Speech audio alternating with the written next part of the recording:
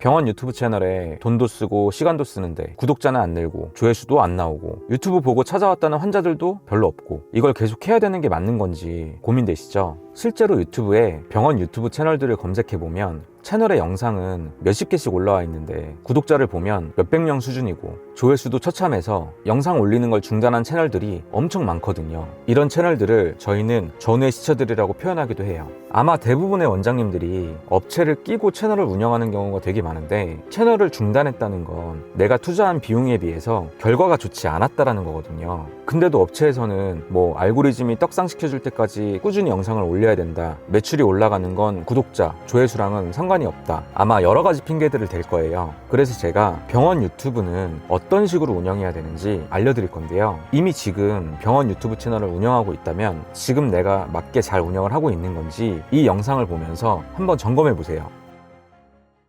나름 영상을 잘 만들어준다는 업체에 맡겼는데 결과가 안 나오는 이유가 뭘까요? 사실 이미 답은 정해져 있어요. 제 채널의 첫 번째 영상을 보시면 이해가 좀 더 쉬우실 건데요. 영상을 만들 줄 아는 거랑 유튜브를 잘하는 거랑은 아예 다른 영역이거든요. 저도 처음 유튜브 채널을 키울 때 아무래도 영상은 전문가들한테 맡기는 게 낫지 않을까? 라는 생각으로 업체한테 맡겨봤는데 거의 돈을 2억 넘게 날리고 나서야 알게 됐거든요. 유튜브는 운이다. 알고리즘이 띄워줄 때까지 꾸준히 해야 된다. 이런 말에 현혹되지 마시고 유튜브는 어떻게 해야 되는지 먼저 기본부터 알려드릴게요. 일단 유튜브는 광고 회사거든요. 유저들이 유튜브에 들어왔을 때 최대한 영상을 많이 봐주고 유튜브에 오래 머물게 해야 돈을 버는 회사예요. 근데 문제는 하루에도 유튜브에 수만 개의 영상들이 올라온다라는 거거든요. 근데 이 중에서 볼만한 영상들만 골라서 사람들한테 추천을 해줘야 되는데 이 많은 영상들을 사람이 일일이 다 체크할 수가 없거든요. 그래서 이걸 알고리즘이 대신하고 있죠. 그럼 구글이 알고리즘한테 이런 영상들이 올라오면 많은 사람들한테 추천해줘 라고 세팅해 놓은 기준값이 있을 거예요.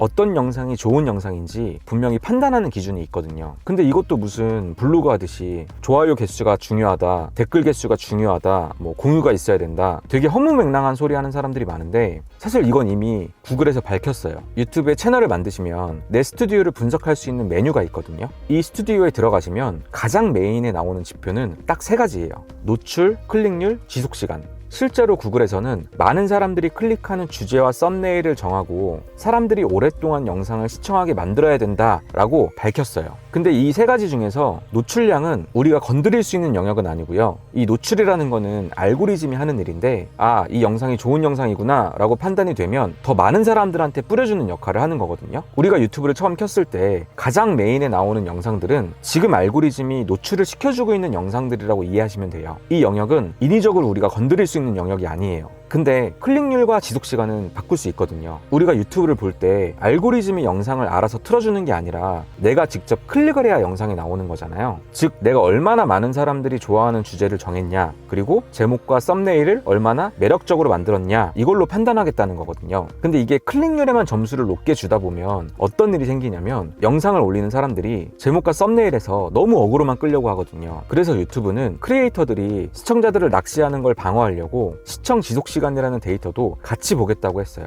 그럼 시청 지속시간은 내용이랑 관련이 있겠죠. 자, 그럼 정리하면 알고리즘이 띄워줄 때까지 영상을 꾸준히 만들어 올려야 된다가 아니라 정말 사람들이 좋아할 만한 영상들을 내가 꾸준히 채널에 올려놓고 알고리즘한테 증명을 해내면 점점 노출을 올려주고 그러다 보면 조회수나 구독자가 덩달아 올라가는 방식이거든요. 자, 그럼 다시 돌아와서 병원 원장님들이 유튜브를 업체에 맡겼을 때 이 업체가 촬영을 전문성 있게 한다, 이런 게 중요한 게 아니라 우리 병원은 어떤 주제를 해야 많은 사람들이 봐줄 거고 또 거기에 맞는 제목과 썸네일은 어떤 식으로 구성해야 되는지, 그걸 본 시청자들이 내 영상에 들어왔을 때 이탈하지 않고 얼마나 볼만한 영상을 만드냐, 그게 업체의 실력이라는 거예요. 근데 사실 병원 유튜브라는 게 난이도가 정말 높은 게 단순히 조회수랑 구독자만 올리려고 유튜브를 하는 게 아니잖아요. 병원 매출을 올리려고 하시는 거잖아요. 근데 조회수가 많이 나왔다고 해서 병원 매출이 같이 올라가냐? 이게 또 아니거든요. 주제를 잘못 고르면 엉뚱한 사람들이 내 채널에 모일 수가 있어요. 알고리즘이 뿌려주는 방식은 이런 식이거든요. 내가 만약에 피부과 원장이고 피부와 관련된 영상을 올렸어요. 근데 반응이 좋으면 먼저 처음에는 20대 피부에 관심 있는 그룹들, 그리고 그 다음에는 30대 피부에 관심 있는 그룹들, 이런 식으로 점점 그룹을 확장시켜서 노출을 주면서 반응을 보거든요. 근데 이 주제를 잘못 골라서 엉뚱한 사람들이 채널에 모인다라는 거는 이런 경우예요. 뭐 축구화를 파는 사람이 내가 컨텐츠를 할 게 없어서 낚시 영상 하나를 그냥 올렸는데 우연하게 이 낚시 영상이 재밌게 만들어져서 떡상이 돼버리면 보통 이 구독자라는 게 조회수가 많이 나온 영상들 위주로 생길 수밖에 없거든요. 근데 그 떡상한 낚시 영상 하나 때문에 내 채널에 낚시에 관심 있는 시청자들만 채널에 모이는 상황이 만들어지는 거예요. 그럼 정작 내가 나중에 축구화와 관련된 영상을 올려도 이 알고리즘이 내 영상을 낚시를 좋아하는 유저들한테 이 영상을 뿌려주게 되고, 당연히 그럼 낚시에 관심 있는 사람들은 축구화 영상을 안 볼 거잖아요. 그러면 또 자연스럽게 클릭률이 떨어지고 지속 시간도 안 나오고, 이런 예시로 잘못 운영하는 채널들이 정말 많아요. 뭐 병원 컨텐츠 할 거 없다고 피부과 의사의 하루 이런 브이로그를 찍는 영상이 혹시라도 조회수가 잘 나와버리면 이게 또 골치 아파지거든요. 병원 매출을 올려줄 수 있는 시청자들은 지금 당장 내 피부와 관련된 어떤 증상이나 내 피부를 좋게 만들고 싶어하는 피부에 관심 있는 사람들이지, 의사의 하루가 궁금한 사람들이랑 의사의 진료를 받아보고 싶은 사람이랑은 아예 욕구 자체가 안 맞거든요.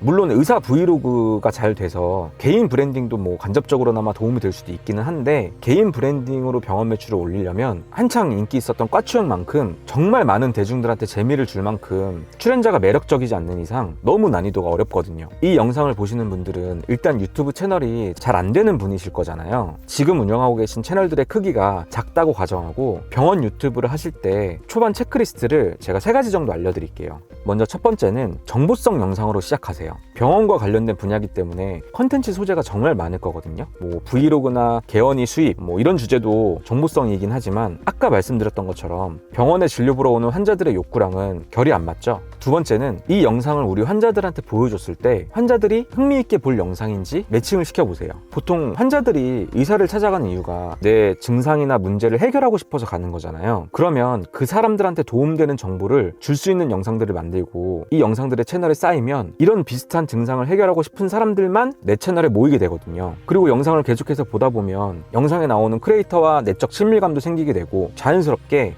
이 원장님한테 진료를 받고 싶다로 이어지거든요. 세 번째는 주제의 범위를 확장시키는 거예요. 이 주제라는 건 대중성이 클수록 영상에서 더 많은 사람들이 관심을 갖는 거거든요. 근데 유튜브를 처음 하시는 분들이 가장 많이 하는 실수 중에 하나가 유튜브에 없는 정보를 주거나 되게 뭔가 전문성 있게 보이고 싶어 해요. 그러면서 이건 유튜브에 없는 정보니까 사람들이 엄청 좋아하겠지? 혼자만의 착각에 빠져 있거든요.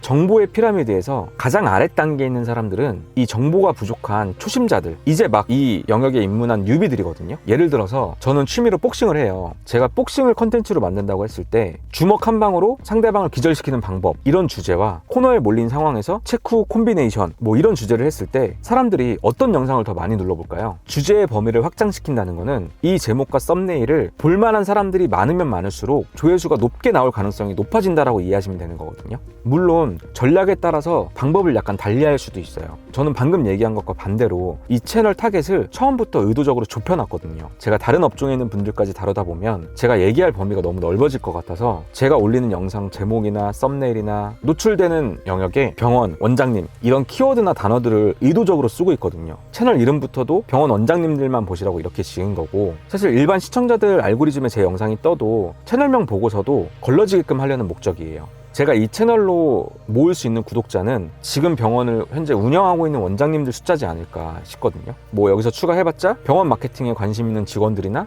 다른 광고 대행사 정도? 제가 만약 다른 업종에 있는 분들까지 끌어들이려고 했다면 이 제목과 썸네일에서 병원과 관련된 키워드를 아마 전부 뺐을 거예요. 아무튼 오늘 영상은 여기까지고요. 차근차근 제가 정보를 하나하나 풀어볼 테니까 뭐 유튜브나 마케팅 관련해서 궁금하신 사항 있으시면 언제든지 댓글 남겨주세요.